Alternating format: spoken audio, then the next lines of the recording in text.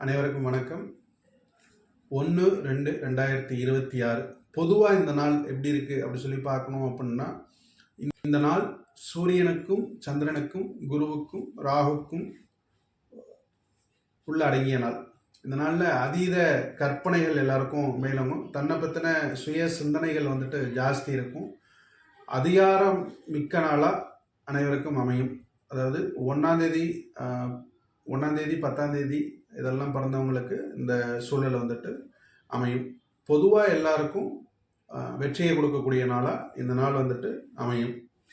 இந்த 1ஆம் தேதியில் பிறந்தவங்களுக்கு கிருத்திகை, உத்திரம், உத்திராடம் இந்த நட்சத்திரத்தில் பிறந்தவங்களுக்கு ரோஹிணி, ஹஸ்தம், திருவோணம், பூசம், அனுசம், உத்திரட்டாதி இந்த நட்சத்திரங்களில் பிறந்தவங்க மூலியமாக இன்னைக்கு ஆதாயம் உங்களுக்கு கிட்டும்.